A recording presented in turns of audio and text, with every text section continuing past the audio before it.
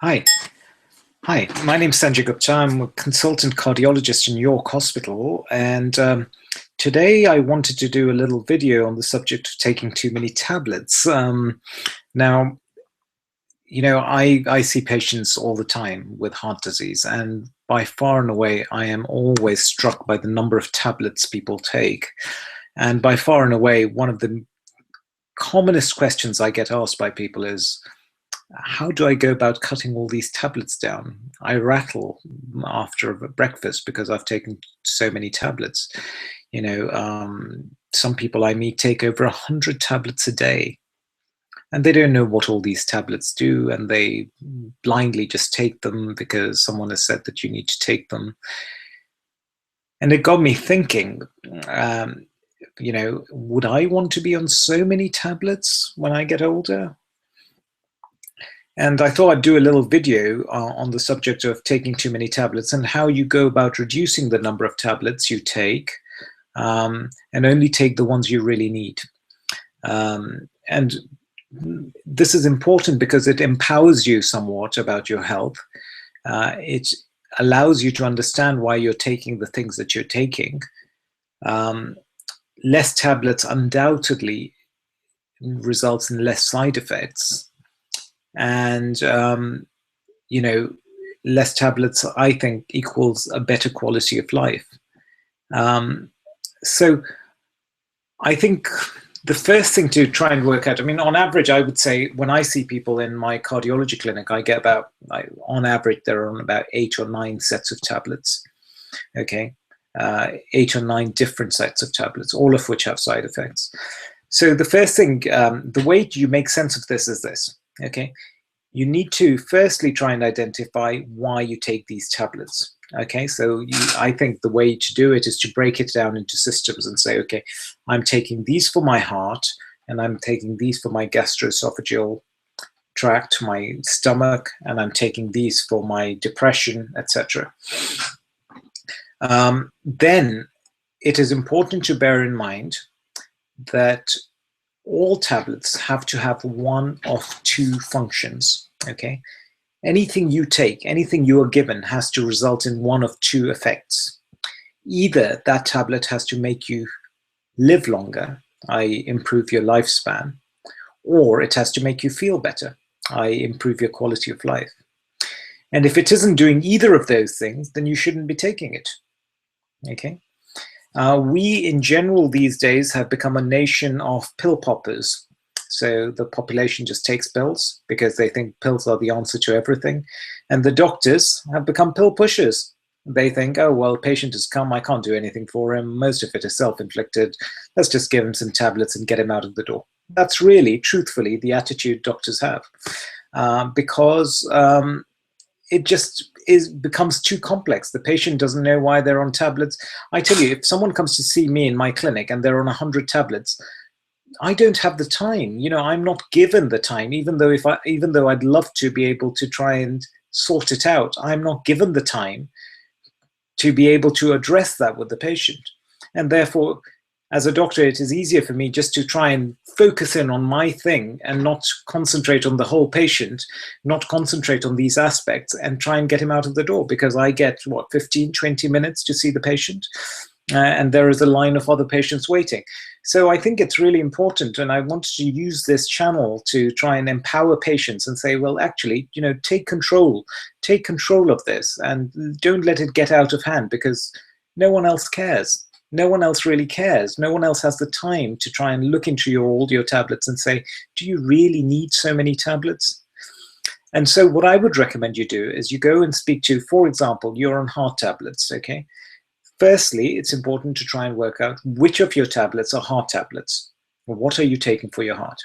The next thing then to try and work out is to go to your doctor and say, tell me what these tablets do.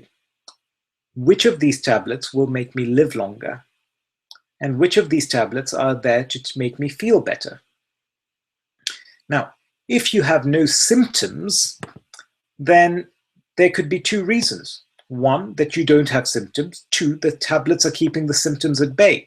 So if a tablet is there only to improve your symptoms, it is not unreasonable to ask your GP, can I come off these tablets, or can I reduce these tablets to see if my symptoms occur?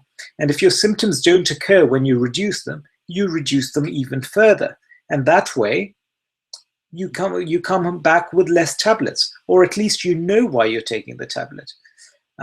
Then there is the aspect of saying, well, what tablets are there to make me live longer? And I'm always surprised, because I see these 90-year-old patients who come to my clinic who are given aspirin and statins, etc. And I say to myself, are these tablets really going to make this patient live longer at the age of 90?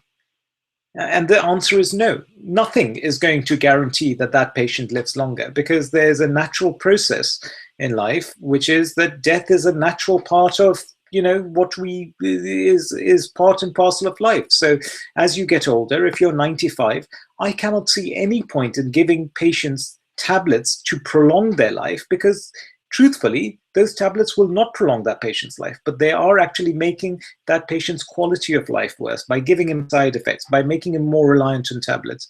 And therefore, that kind of common sense approach has gone out of the window these days. Doctors give tablets because they're worried that if they are not seen to give that patient those tablets, they will be seen as outliers, i.e., they could be criticized for their care. And that common sense aspect has gone out of the window. And I don't blame them, because I'm the same. Why would I want to come across as a sort of maverick doctor and not give someone a tablet which all my other colleagues are giving, because that makes me look like a maverick, and I would be prone to criticism. But as a patient, you have the full right to say to yourself, well, actually, it's my body. I don't want to take so many tablets. And if these tablets are not going to make a huge difference to my quality of life or my quantity of life, then actually, I don't want them. Thank you very much. And so I think that's how you go about it. You try and say, well, what do I want out of my life? I want a good quality of life. If you're a young man, you want lifespan too. That's important. But if you are 85, if you are 95, then actually, truthfully, what is more important is quality of life, and what is less important is length of life, surely.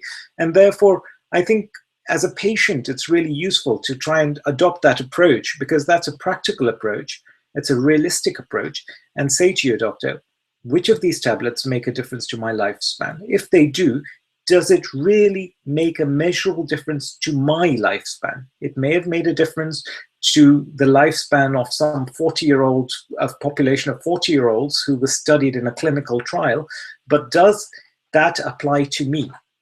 And if it does, then you understand why you're taking those tablets. And if it doesn't, then you are within your right as a patient to turn around and say, actually, I'm not convinced by that argument.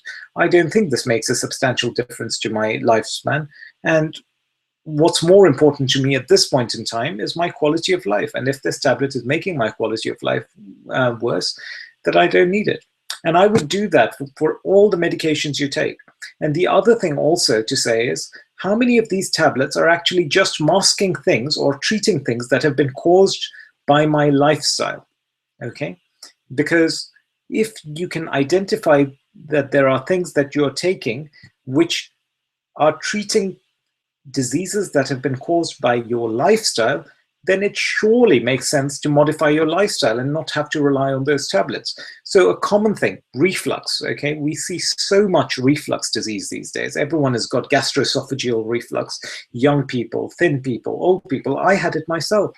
And I would say that, reflux, for a large part, is being caused by our lifestyles. We eat too much, we eat the wrong stuff, we eat less fiber, we exercise less. Why should we be taking reflux tablets? Why should we not be getting our weight down? Why should we not be getting more exercise? And why should we not try and get rid of that reflux naturally and not have to rely on a set of tablets for this? Similarly, we see so many people on antidepressants, and the problem is they take one antidepressant because they've never really sorted out the issues that led to the depression in the first place. Their depression doesn't go away. They go to the GP or the cardiologist or whoever the specialist is. The specialist gives them another antidepressant. Now you're on two antidepressants. And before you know it, you're on, 4 antidepressants, and you're billed as having depression. Whereas it could be something really simple. It could be something like you're not sleeping at night. You have sleep apnea, and if you don't sleep at night, you wake up with headaches, and you have less energy. And because you have less energy, you get depressed. And because you get depressed, you have even less energy, and you sleep even less well. And this is a horrible self-perpetuating cycle. And very few people will turn around and say, oh, actually, this is why you're depressed. Let's sort that out, rather than put you on antidepressants. Similarly, I see so many people on blood pressure lowering medication, whereas actually the truth is they're overweight. If you're overweight, you will have high blood pressure. Get the weight down. You don't need blood pressure lowering tablets. So I hope this has been helpful. I'm so quite passionate about this because I really feel sorry for all these patients who are just being given tablets left, right, and center, and who are not really getting better, and whose quality of life is getting worse. So I would strongly urge you to take control of your health, take control of what tablets you're taking. Ask your GP, do I really need this? What is the evidence behind this? And how does that evidence apply to me? Not if a trial has been done in 20-year-old kids and it's shown that the tablet prolongs their life by 5 years, that does not apply. You cannot take that evidence and apply it to a 99-year-old man, because it is not going to prolong a 99-year-old man's life by 5 years. So I strongly recommend that to try and avoid our excessive reliance on tablets, that we adopt a proactive approach. I hope this was helpful. My name is Sanjay Gupta. And if you want to get in touch with me, you can do so through my website. You can also ring my long-suffering secretary, Jeanette, if you want to come and see me. Similarly, I'm on Twitter and I'm on Facebook. I wish you well. Thank you for listening, and all the best. Bye.